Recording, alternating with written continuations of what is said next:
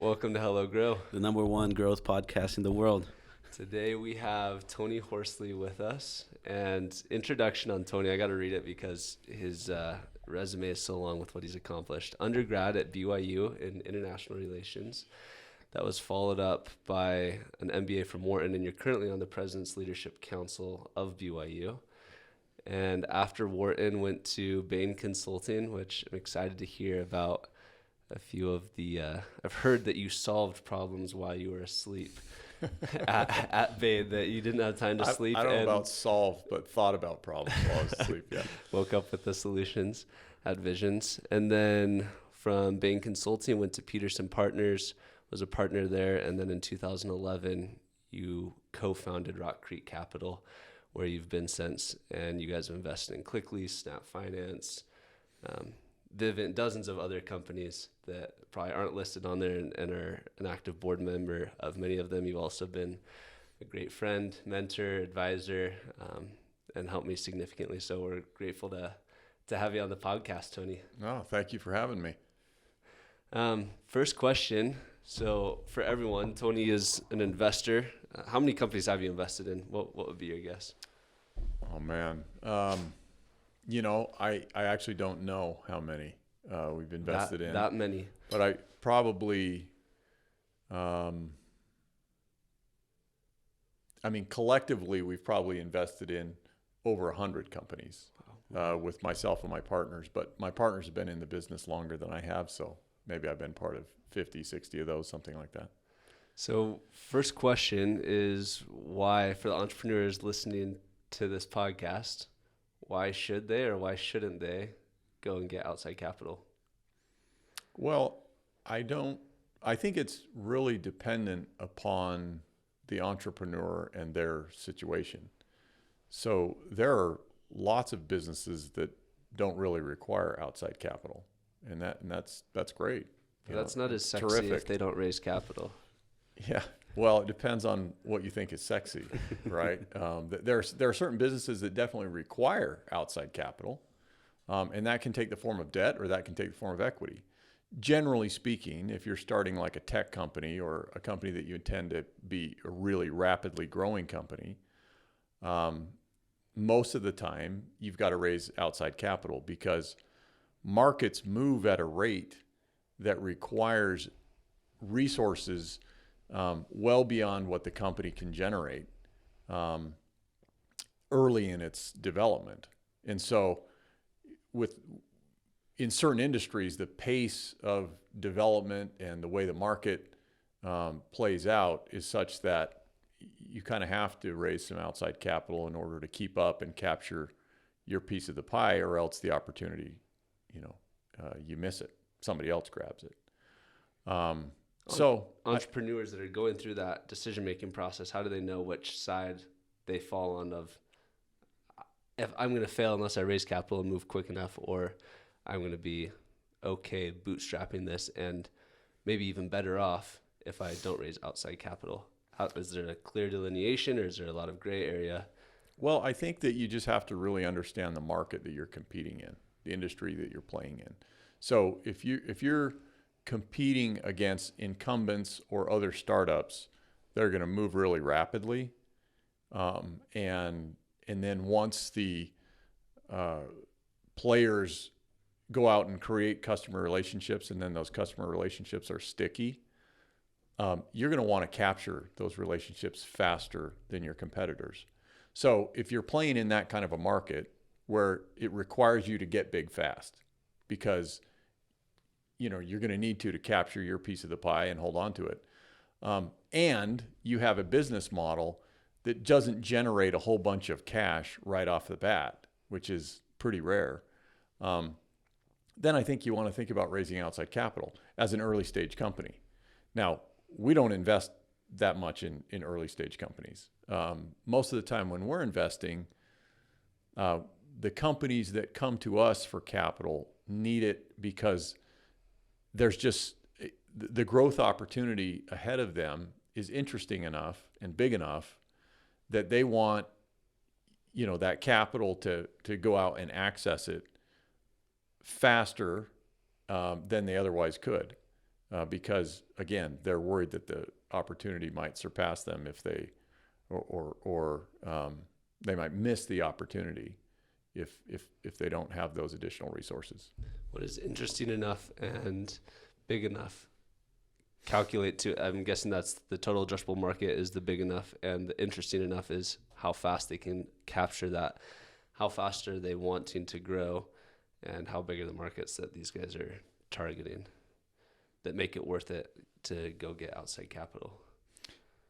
Yeah, no, I think that's accurate. I don't think that there are any like hard and fast rules, because it's so dependent upon it's so case dependent, upon the individual company and the market that they're playing in, the industry that they're playing in. But I think for the most part, most tech early stage companies choose to raise outside capital because of the reasons that we've talked about. To kind of piggyback on that question, and maybe there's not an answer to this, but let's say that they meet those two things. So there's there's competition and they need to go in heavily fast, and there is a big market for that. What are some things that are not attractive for a guy like you to invest in a company? What are some things that when you see that, it's like a repellent? You mean like red flags that we steer away from? Yes. Again, most of the time when we're investing, it's at a later stage, okay, where the business model has been proven. Okay. The company has meaningful traction. They may even be profitable. In fact, they probably are profitable, but they just need more cash than the company generates to get to the next level, to reach their full potential. Yes. But the red flags would be, there are certain things that are just kind of obvious no-brainers that you would pass on an opportunity. If the team wasn't good, right? The leadership team. Yeah, if the leadership team, if you didn't feel like they were good, you'd pass. If the market was really small, you'd pass. If they weren't growing rapidly, we would pass. That doesn't mean everyone would. We would pass. If they hadn't really... if they had really high customer concentration, I don't know that would cause us to pass, but it would cause us to pause and dig into that on our diligence.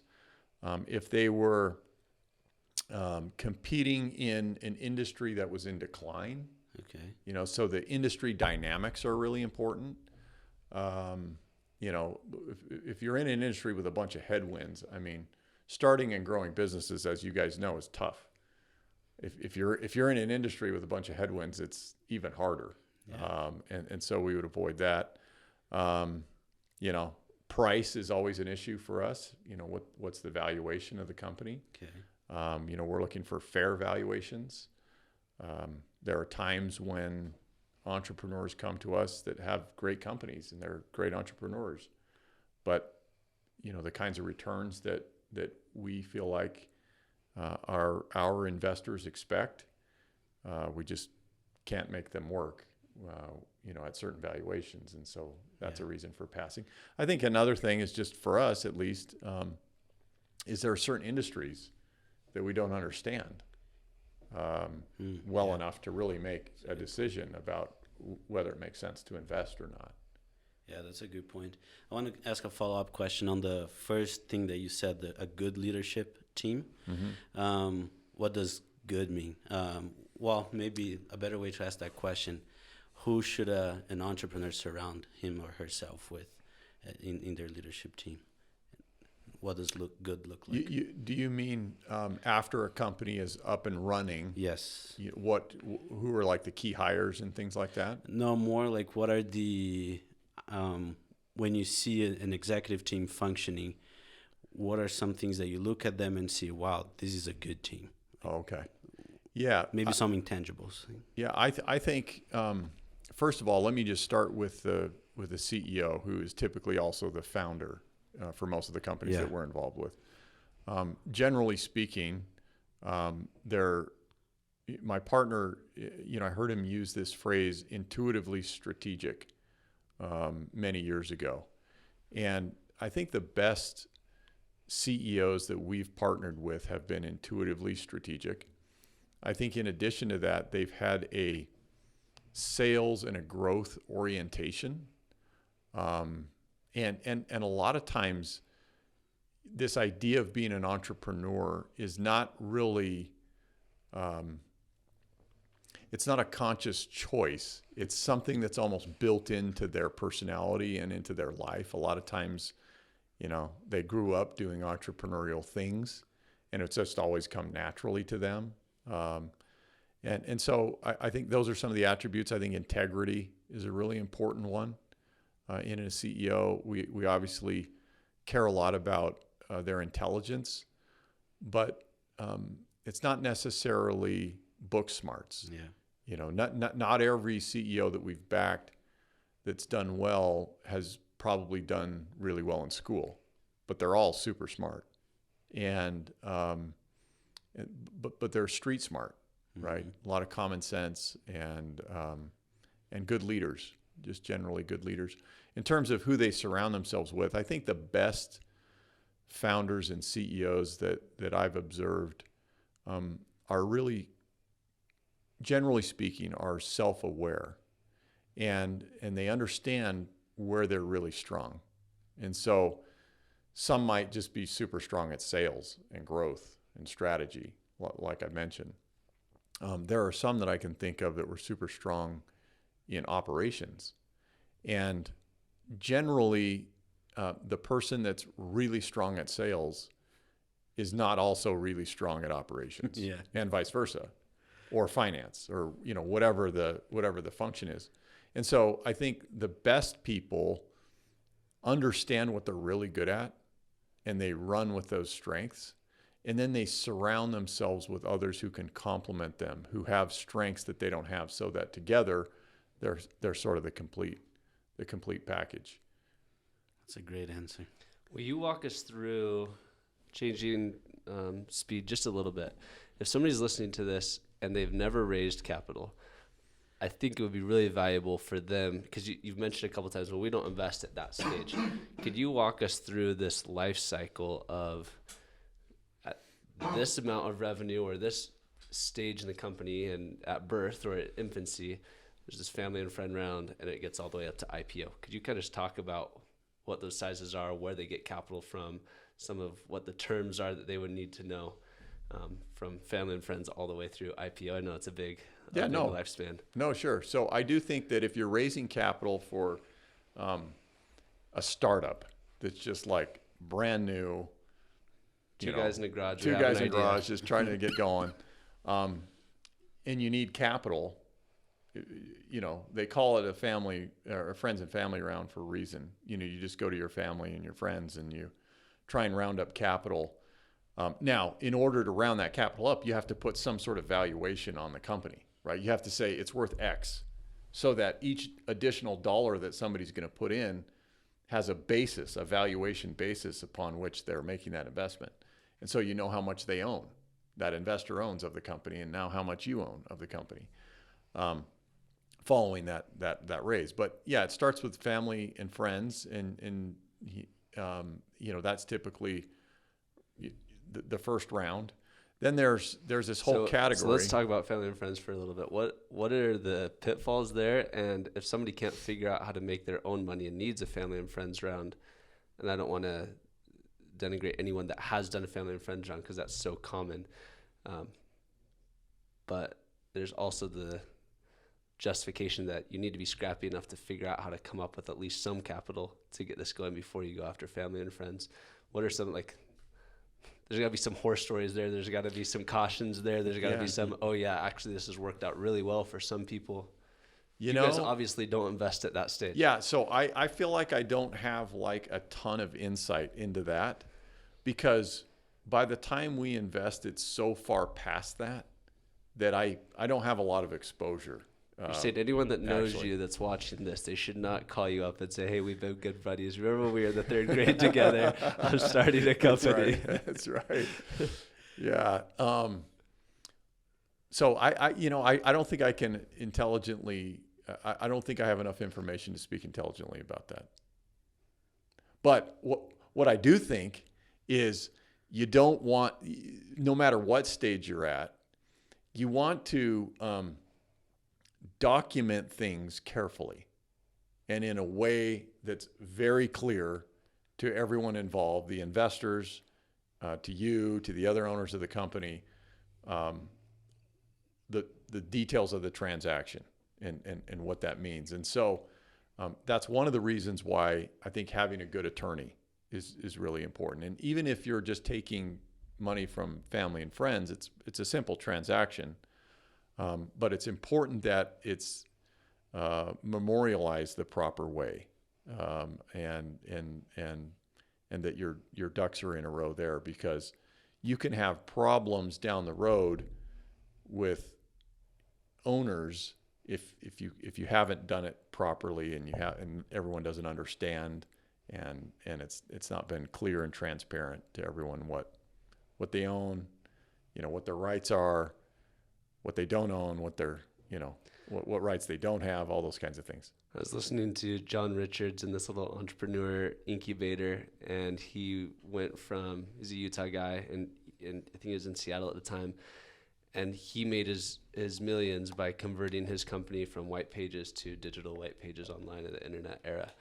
and eventually IPO'd the company. And when they announced the IPO, he got an email, and maybe as a legal served papers, that some developer that had worked for like 30 hours on one project was promised equity, but never documented how much. And I think this guy got 10% of the company at IPO because they'd never gone through this official stage, and they'd never paid the guy cash. They said, hey, come help us out. Like, we're just building something awesome. It ended up being massive, and this guy made retirement money from 30 hours of work that he did years earlier. Wow. And the partners lost the money. Yeah, you don't want that. You don't want that. And in Utah, there's handshake agreements that if you haven't actually documented it, the onus is on you as the owner and the founder to say, here's what your employment contract or agreement states. So they can come back to you on it. Okay, keep going. Okay, friends and family. And so then, if you get beyond that round, generally you move into the seed round. And seed is actually a pretty good description, right? You've got something, but it's not yet, it's still very early stage, and you're still developing it. And there are a whole host of, and maybe between family and friends, some people would put angel rounds in between there. Sometimes there's a lot of overlap between, the folks who participate in these angel rounds, and seed rounds. There are organizations and firms that are organized around both angel and seed, but sometimes there's some overlap there. But so you'd raise an angel round, basically just wealthy individuals who write relatively small checks. We're still talking probably 25, 50, 100 grand, maybe up to 250 or 500, something like that. And then seed round would be maybe like an Uber angel, or probably maybe the first institutional type capital that a company would raise. A little bit larger round. I mean, they can range in size. In like 2021, people were doing huge seed rounds. But generally speaking, you're raising a smaller amount of capital. Your company is more established, but not yet fully established. They're generally looking for signs of product market fit. Customers want your product, want what you're selling. You're getting traction. They're delighted by what you're doing. And that's generally the stage at which, you've got a little team put together, you've got a product developed, and you've got some signs of product market fit. At that point, a lot of times that's when people are raising seed rounds. Then I think post-seed round, when you start to get your company's a little more established and becomes more proven, and maybe you've got 5-10 million of revenue, something like that, you start to think about a Series A round. And then, the rounds beyond there, and that's kind of the point at which we generally get involved.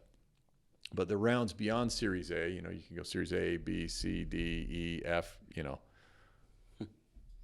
until IPO, generally speaking, is in terms of venture capital. And then if you get into the B and C and D rounds, people generally think of that as growth capital in the venture world. We kind of think of growth capital a little differently. We think of it as just when you're putting capital into something that's proven in order to help it grow in a minority position, and you're investing in a company for that company to take the capital and use it, as opposed to doing a buyout of existing shareholders. Now, sometimes those two things go together, but anyway, those tend to be thought of as growth rounds, and then at some point the company IPOs after that. When people are going through this process, especially in the early stages, how much of their ability to raise capital is dependent on their operational excellence versus their ability to tell a good story? Well, I think when the earlier stage you are, the less tangible evidence there is for an investor to rely upon. So if you've got a PowerPoint deck and two co-founders, it doesn't matter how operationally excellent you are. All that really matters is your ability to tell a story and to have credibility. Now, if your company is a little further along and there is evidence that you are operationally really astute and that you've done a great job, of course that adds to the enthusiasm and the confidence that an investor would have. But you still got to be great at telling the story, no matter what, because as an entrepreneur that's raising capital, you're selling your business, you're selling your vision, you're selling yourself. And if you can't tell a good story, then that's going to be really hard. So you're saying that entrepreneurs should be good at sales as well? Yeah, I think it's very important to be good at sales, especially if you set out to be an entrepreneur with the intent of being part of it or starting something or being part of something that's going to grow rapidly, right? I guess it's just inherent. Yeah. In that scenario, it requires a sales-oriented leader. Yeah, for sure. Now, there are other forms of entrepreneurship that probably don't, but I think, generally speaking, when people are talking about entrepreneurship, they're talking about rapidly growing companies. Yeah. Do you have more questions about this subject, Court? Because a dollar is worth a dollar, regardless of where it comes from. So there's additional things that are added onto the dollar that would sway, presumably, an entrepreneur to go with one capital partner versus raising capital from another capital partner. So a couple questions in that. How does an entrepreneur find out which capital partner they should go with? And then in that, I remember when we were getting recruited for door-to-door sales, some of the most money that you'd make is pitting the door-to-door sales companies against each other, saying, you give me an offer, you give me an offer, you give me an offer. And you didn't always necessarily take the best offer. There are other things that you took into account, but it definitely did boost the offer that you got. That also, when it went too far, had very detrimental effects on the companies and on the salespeople themselves. So I'm curious, why would somebody go with one firm over another, and what's the game that's played, and should it be played, and within what bounds? Yeah, well, I think it's case dependent, like most things, because there are situations in which, like you say, a dollar is worth a dollar. And sometimes you just need commodity capital. All you need is dollars. And so If that's the case, it's kind of obvious you should try and find the cheapest dollar you can possibly find, because no one's going to give you $1 and expect $1 back, right? All forms of investors, whether it's debt or equity, are going to give you $1 and expect more than $1 back. It's just what else comes with it. So if all you need is money, well, you should just find the cheapest money you possibly can. And, where do you find the cheapest money you possibly can? Well, generally speaking, debt is cheaper than equity, because debt holders require lower returns than equity holders. Having said that, if you can't access debt, or you're looking for something beyond commodity capital, I think what you're asking is, well, what else should you consider? Well, I think it depends on what you need. So if I like to think of the relationship between companies that raise capital and those that they raise them from as a partnership.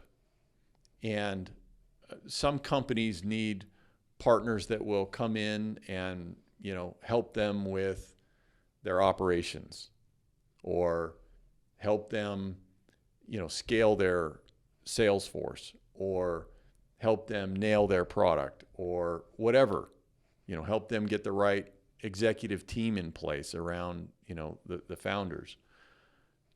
There's an unlimited number of things that they could need. I think you want to be sure that you understand what it is that you need, and that you're talking to investors who are going to be your partners. You want to make sure that those that you're talking to, or at least seriously considering partnering with, that they can bring something of great value beyond the dollars to help you with those things. I think it's also just, this is kind of a little bit of a touchy-feely thing, but I think that having a philosophical fit is really important. Culture.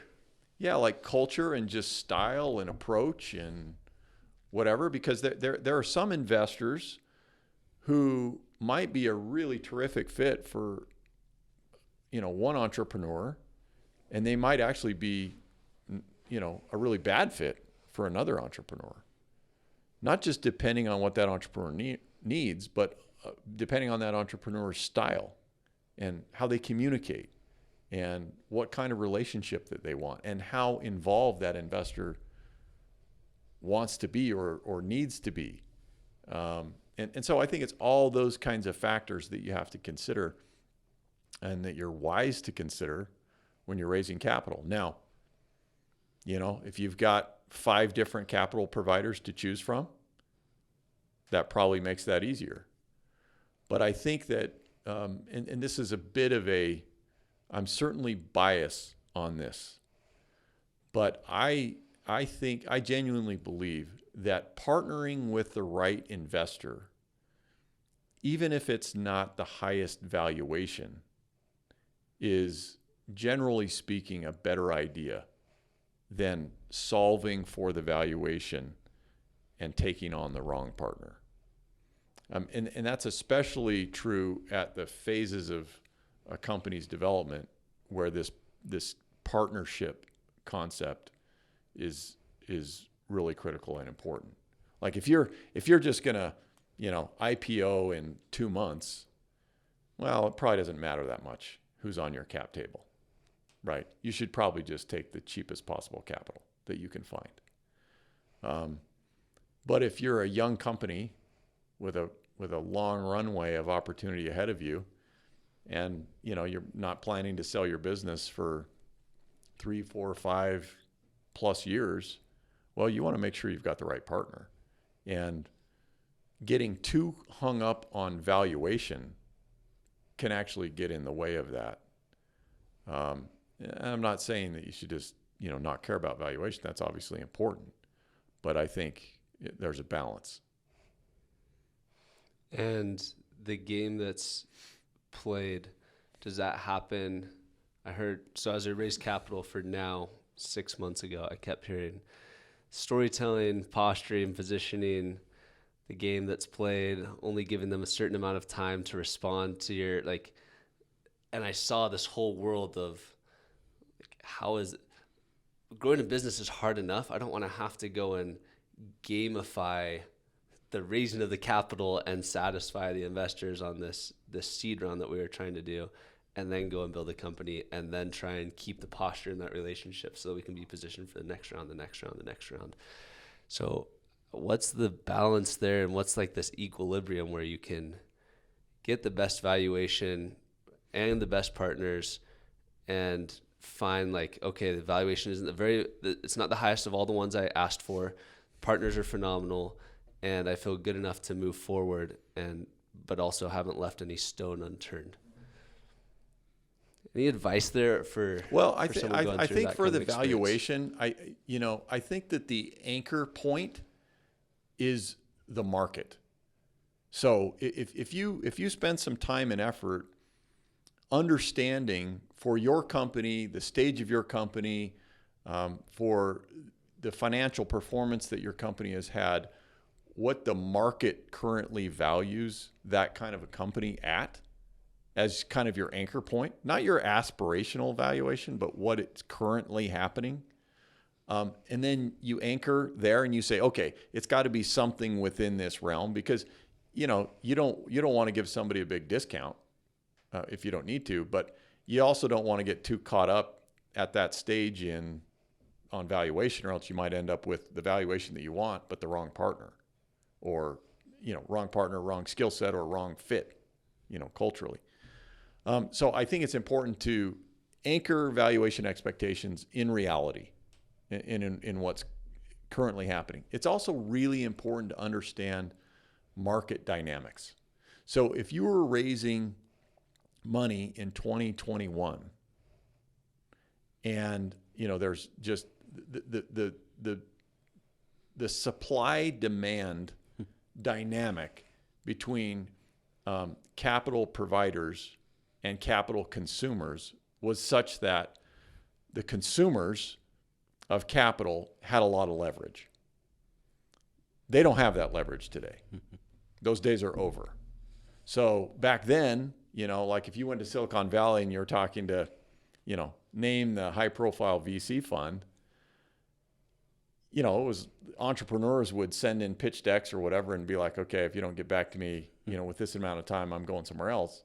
And the venture capitalists would play that game for the best deals because they wanted to be in them. That doesn't happen anymore. That would not happen today. Are those days never to return?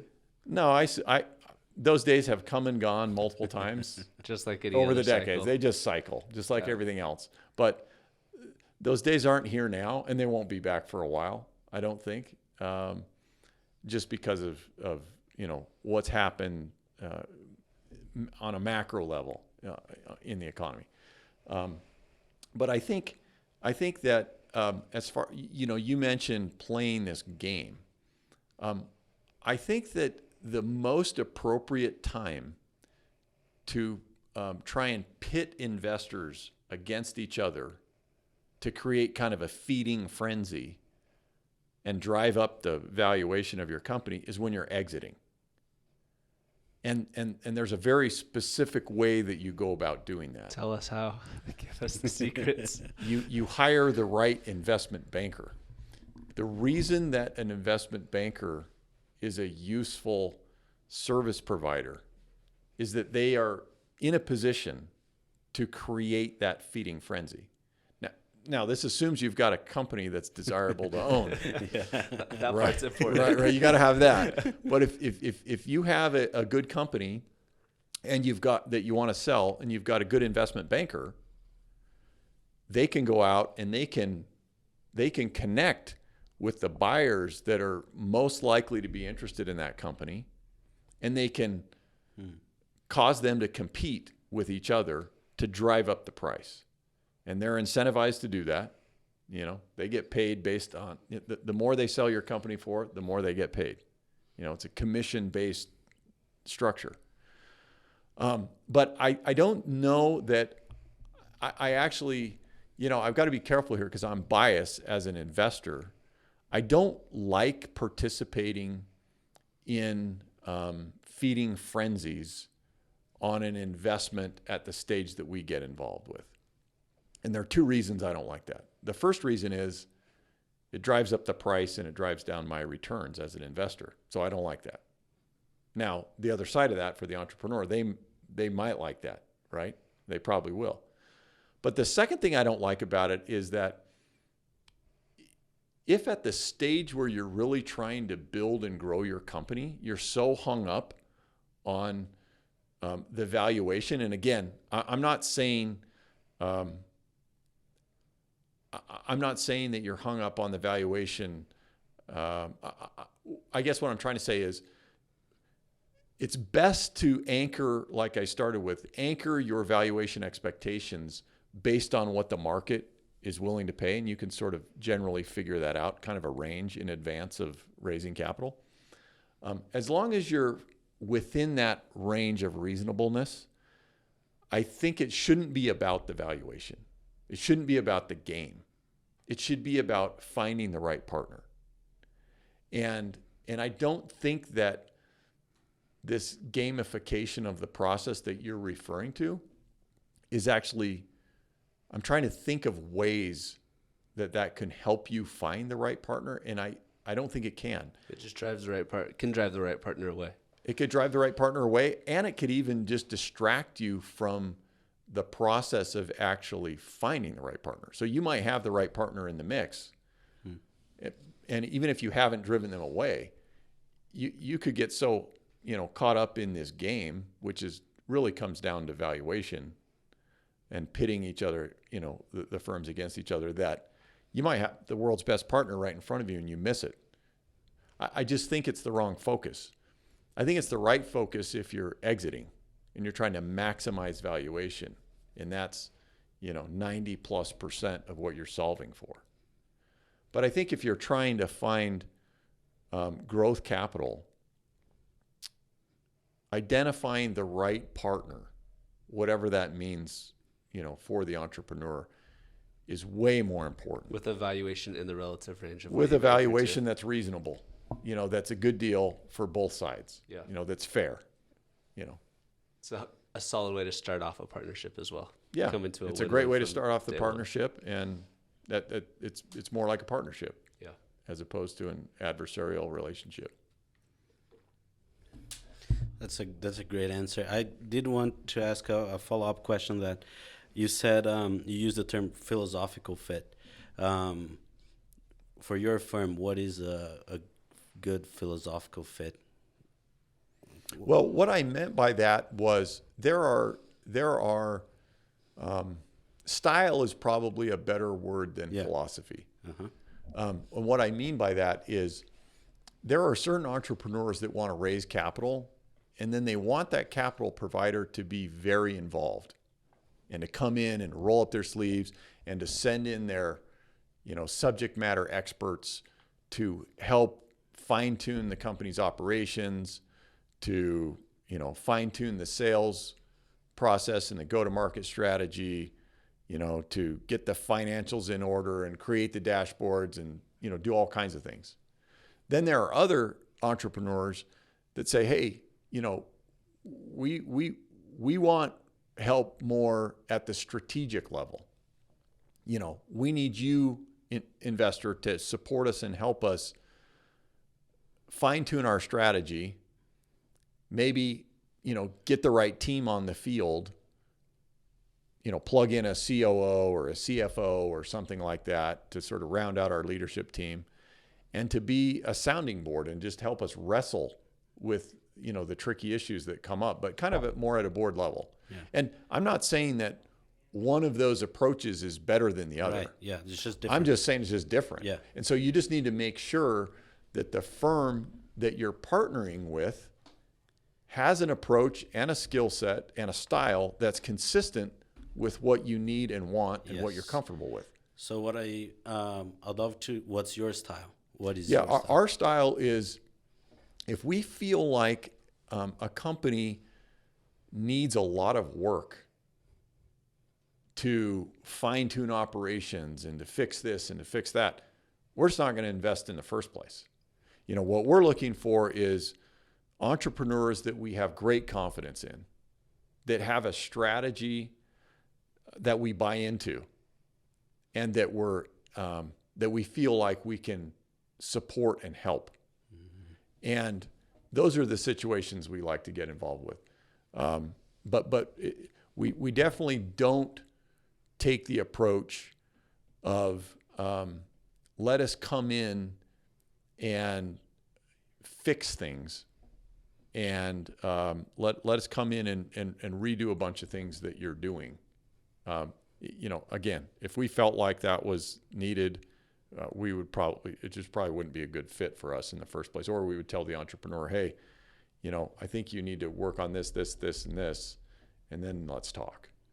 But, you know, our goal is to be a partner, to support the entrepreneur in the direction that they're already trying to head.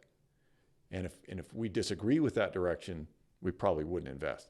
And why have you chosen that path, that type of entrepreneur, that type of business? I think it's a good fit for our personal style, the way that we prefer to work with entrepreneurs as investors. And I think it also comes from the experience that we've had, is that backing the right people is by far the most important part of being an investor. And so if you have a people-centered investment strategy, you can't really have a people-centered investment strategy and then also say, we're going to fix everything that you've done. Yeah.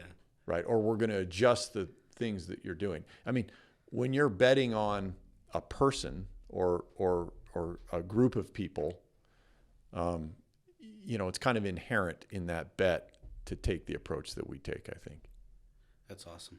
I had the thought the other day, how awesome would it be if you can invest a certain portion in somebody's future, a percent of the total future gains of that person. Yeah.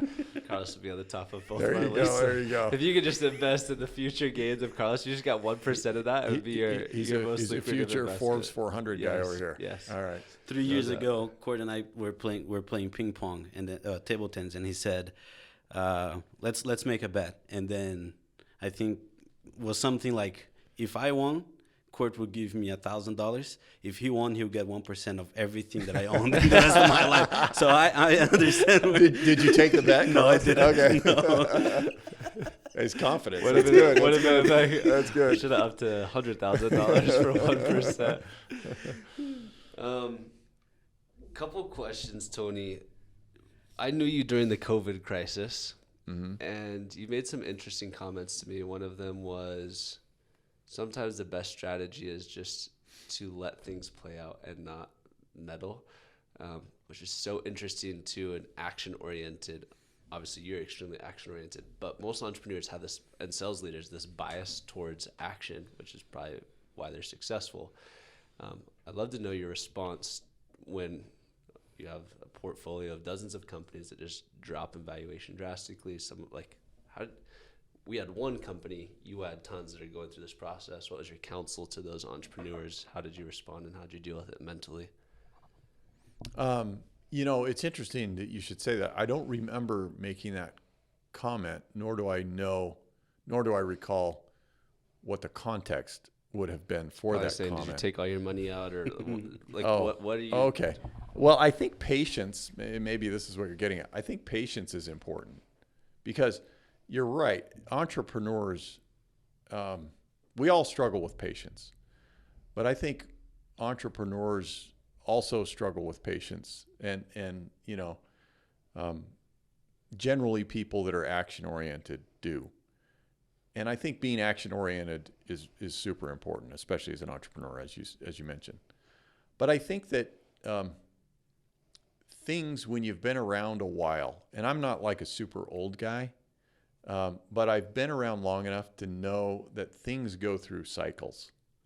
And just because things are looking bleak now doesn't mean they're going to be bleak a year from now or 2 years from now. And I think there's this concept. I used to have a partner who used to talk about this concept of return on survival. And generally speaking, when hard times hit in a company, if you can hold on, if you can figure out how to hold on, if you've got a good company and you can figure out how to hold on and make it through the tough times, generally speaking, brighter days are ahead. And there's a significant return on that. And so I don't know if that's kind of what I would say about that, but I just think that it's very natural to have some ups and downs. We've been through a period of time, like if you're a young entrepreneur now, and the only exposure you've had to raising capital and entrepreneurship is what's happened over the last 10 years, you don't have a very accurate sample of history. It's an unusual decade. Now, some of the realities are setting in now that maybe, were harder to recognize a few years ago. But venture capital and growth capital and private equity and entrepreneurship, all of them, they go through these cycles, these ups and downs. And I think it's important to just recognize that those cycles are just part of the reality. And yeah, do we need to do everything that we can to prosper when we're in a down cycle? Absolutely. Yeah, we should. And most good entrepreneurs have done that, right? I mean, most high-flying companies have tightened their belt. They become operationally much more efficient than they were before. And they're better companies because of it. And so I think that's important, but I also think it's important to recognize that there are some things within a company or an entrepreneur's control, and then there are some things outside of their control. And knowing the difference between those two is important. And I think when it's outside of your control, it doesn't do a lot of good to spend a lot of energy on those things because you can't move the needle really. Sometimes you just have to wait for the market to adjust. It's hard. I want to freak out and scream and panic and do something when those times hit, but you're right, patience. You're an investor. You became an investor through a very deliberate, maybe it wasn't deliberate, but looking back, partnered another firm, Wharton or Bain Consultant, Wharton MBA, BYU Business School. If somebody were to get into investing they went into sales or went into entrepreneurship and wanted to pivot to diversify and become an investor, what things would you suggest to them? What advice would you give them? And then also if somebody wanted to do what you do and follow a similar path in the current environment, would you recommend the same path you went or a slightly different path to be an institutional investor? So let me just talk first about the entrepreneur who wants to become an investor. I think, lots of entrepreneurs do that. In fact, most of those angel investors and some of even the seed folks that are investors, a lot of them are just successful entrepreneurs that have, made some money and now they want to invest that money and try and be helpful to other entrepreneurs who are going through what they've already been through. And I think that's a pretty natural transition. You tend to have a network that's pretty strong after being an entrepreneur. A lot of other entrepreneurs that are doing interesting things. I think that's fairly straightforward. And, if you wanted to be part of an institutional investor group, I think that's fairly straightforward as well. If you've been an entrepreneur that's had a successful exit, I think it's fairly easy to get involved with either as a investor or an entrepreneur in residence or something like that with an investment firm. I think that that's especially true for venture capital. Like if you look at venture capital firms, lots of the partners at venture capital firms were previously entrepreneurs or key team members at successful, tech companies or entrepreneurial oriented companies. I think if you're trying to say, okay, how do I get into investing if I'm not going to take that route and be an entrepreneur first? I think that the path that I took, which I didn't intend to become a private equity or growth capital investor. I'm glad that I did, but I didn't realize that this is where I would end up. If you were deliberately trying to end up in this spot, I think, there's some pretty there's some pretty well-worn paths that lead to it. And generally speaking, those run through investment banks and top-tier consulting firms, probably more so through investment banks. And so if you wanted to get into the investing business, you'd probably do an undergrad, you'd go spend a couple of years at an investment bank. If you did really well, you probably don't necessarily need to get an MBA. But if you did, you'd probably want to get one from a top-tier MBA program. You don't necessarily have to do that, but top that helps. 3, top 5, top 10. Yeah, I think that if you look at the professional investors in the private equity world out there, and you were to map them against where they got their MBAs, for those that had MBAs, you would see a very high number of them come from Harvard, Stanford, and Wharton. You'd see a lot from other schools too, but you would see a high concentration from those schools. And they're successful because of the education, or because of the intellect and dedication it took to get into a school like that, or because of this network that they have, or all the above? Probably all the above. But I think that I think you can learn the skills of being a good investor no matter where you go to school, because most of what I've learned about being an investor didn't come from school. The foundational building blocks of it, school certainly helped a lot with that. And learning how to wrestle with tough problems and some of the analytical skills and those sorts of things, that definitely helped. The network helped a lot. But investing is kind of a mentorship apprentice business. And I think the best way to learn it is by working for and working with others who are really good at it. And so the reason why you see high concentrations of people from certain schools is if you're a Harvard grad and you're hiring new junior people to be part of your investment firm, you're probably going to go try and find Harvard grads. Same with Stanford, same with Wharton, whatever.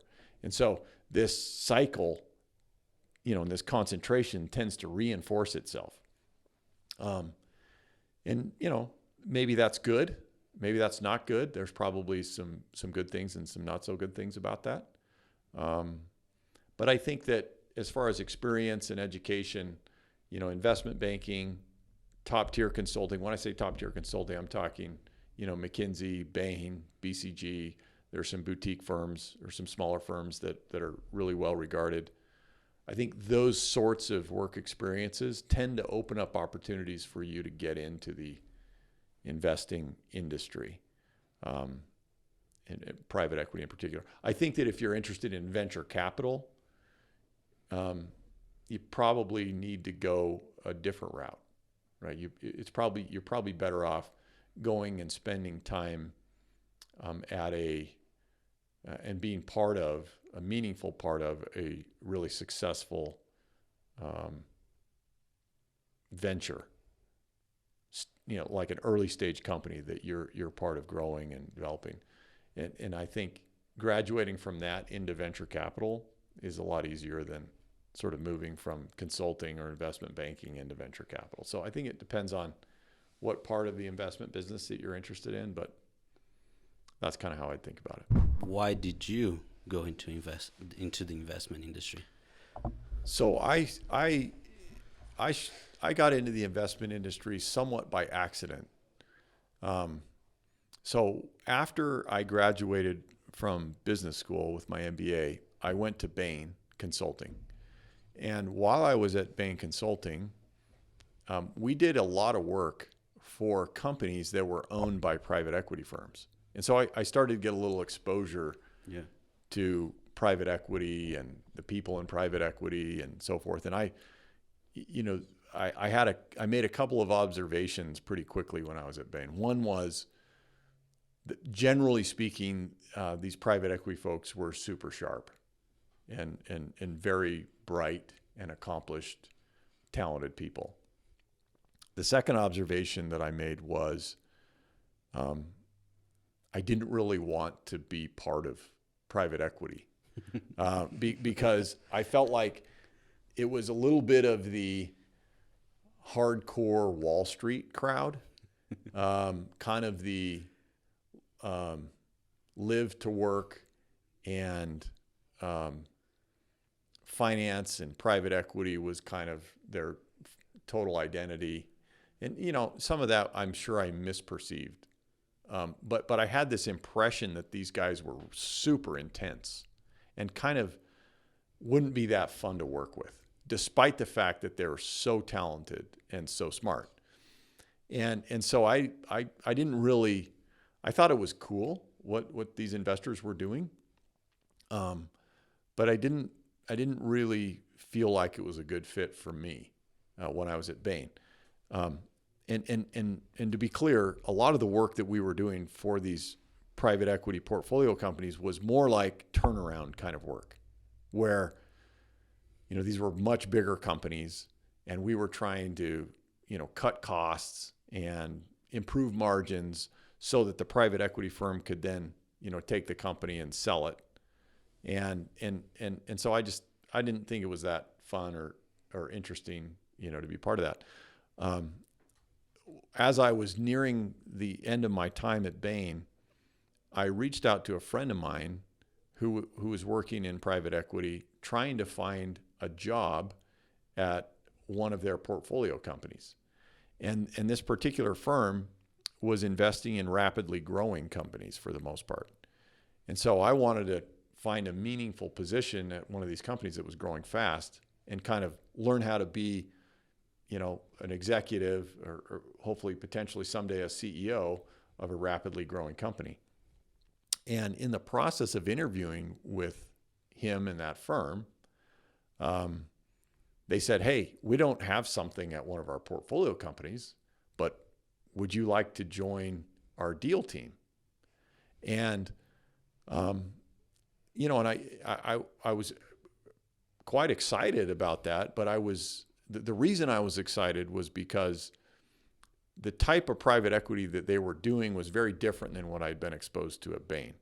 It wasn't this, slash and burn and cut costs and drive margins. It was more growth capital. So it was more like, hey, we're investing in companies. We're trying to help them with their strategic issues. We're trying to help them, surround themselves with the right leadership team and really take this company to its full potential. It was all about growth. And so that stuff's way more fun than the cost cutting stuff.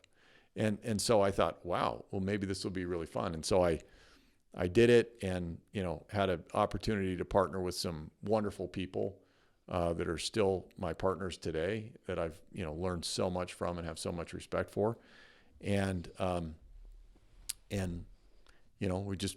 I've just decided, that was in 2007, and I've just been doing that since, at that firm that I joined and then subsequently at Rock Creek Capital. I have two last questions for you before we wrap up. Sure. First question is, what would be beneficial to you? Would it help you? Are you looking for additional investors to be limited to be LPs with you guys, or are you looking for additional entrepreneurs to increase deal flow? For people listening, is there anything that would be valuable to add to your value of Rock Creek's capital? Yeah, I think that so we're always interested in connecting with and talking to talented entrepreneurs that are doing interesting things, even if they're not yet at a stage that might be a good fit for us. we love to make those connections and nurture those relationships so that when they do get to the right point and it might be a good fit for us, we can have that discussion. Mostly in Utah or nationwide? Nationwide, but it tends to be more in Utah that we make those connections. But, we have portfolio companies in a variety of states, and have even invested in some things internationally. But making those connections and building those relationships with those entrepreneurs in those companies, even if they're not at the point of raising capital, is always of value to us. The second thing is, we're always open to making connections with new potential limited partners or investors who would want to invest with us. Some firms in our situation cast a really wide net and are sort of okay to take money from whoever. We like to think of it a little bit more of a little more intimately. We like to know the people and make sure that, just like I was talking about, it's important that investors in companies have a good cultural and stylistic fit. We want to make sure that the limited partners that we work with are a good fit for us and vice versa. And so we're always happy to make those connections as well. But either of those things are of benefit and value to us. If they want to reach out, they just go to Rock Creek's website and find your contact info on there. Yeah, that'd be a great way. Okay. Last question is, there's no way people get to the point that you are in life without some, like, people can step back, like, 100 companies that have been invested in between him and his partners. What they don't know is you have a beautiful family. You're so grounded. You have all of these things, and anyone that I've seen that's had all of it, as I would perceive, has had some very challenging years. So to wrap up, what was one of the most challenging years or hardest years of your life, and what advice would you give yourself if you're able to have that 28-year-old or 24-year-old Tony in front of you? Gosh, one of the hardest years of my life. I've been very blessed in my life, in that I don't know that I've ever had a period of time that's just been, really hard for a long period of time. Like everyone else, I've had chapters that have been difficult and times that have been really stressful. One of those times, and this is by no means the most serious problem that I've had in my life, but one time that comes to mind for me is when I was at Bain in Dallas. We had a young family. At that point, we had 2 young kids. My son, my oldest son. Let's see, when we got to Dallas, and I started working for Bain. That was in 2004. He was, he was born in 2001. So we had a 3-year-old, and then we had another 2 boys while we lived in Dallas. And we were there for about 3 years. And so we had this young family, and I was working, it seemed like all the time. And I was traveling, a good portion of that time, early Monday morning, come home, Thursday night. And like I said, a lot of this work we were doing was kind of turnaround type of work, and which tends to be high pressure and needs to be done yesterday. And part of the reason why I wasn't initially drawn to private equity was because I got the sense that this was just sort of the cadence of life that most of these private equity folks had over, most of their life or most of their professional life. And while I was a consultant, we were kind of working for them some of the time. And that was really stressful. So the nature of the work was stressful. It was wonderful. I learned a lot, and the people that I worked with were outstanding. And I always say, I think I learned more in my time at Bain in 1 year than I learned in both years of graduate school. and I loved graduate school as well, and that was a marvelous opportunity. But the practical application and the learning curve was super steep, and that was great. But it was also very stressful. The hours were hard. It was high stress. It was cognitively very demanding, and I had this young family, and so it was really hard to balance work and family and other things that were important to me. And I guess I got some advice from a wise friend during that time, and I shared with him. He was a little more seasoned than I was, and was a CEO of a company. And I shared with him my concern, and I said, "Hey, I'm really struggling here because my life is so out of balance." And he gave me some great advice. And his advice was, it's not appropriate or fair to expect that your life will be in balance perfectly across family, church, work, other things that you're interested in at any given point in time. Those things aren't going to be in balance. He said the key is having balance over time across those things. And that really clicked with me. And I really thought, oh, wow, that's very wise. Because at any given moment in time, you're probably out of balance in one of those areas. But hopefully over a long period of time, you can balance them out. And so I think that that was a difficult time. That was some advice that helped me in that time. And if I could, looking back on it now, I think that's really played out, and that's turned out to be true. That sense of imbalance that I had at that time, while very acute and really almost overwhelming to me, during that chapter, it hasn't just been that way, right? I feel like over, since then, that was 2004 to now, it's nearly 20 years. I feel like I've had good balance in my life, and I'm grateful for that. So I don't know if that answers your question exactly, but that's something that comes to mind for me. Tony, anything else that we should have asked that we didn't, or any last words before we wrap? I can think of some stuff that I'm glad you didn't ask, but I think your questions have been great. It's been fun to talk to you. Thanks, Tony. Yeah, this has been amazing. Thank you, Tony.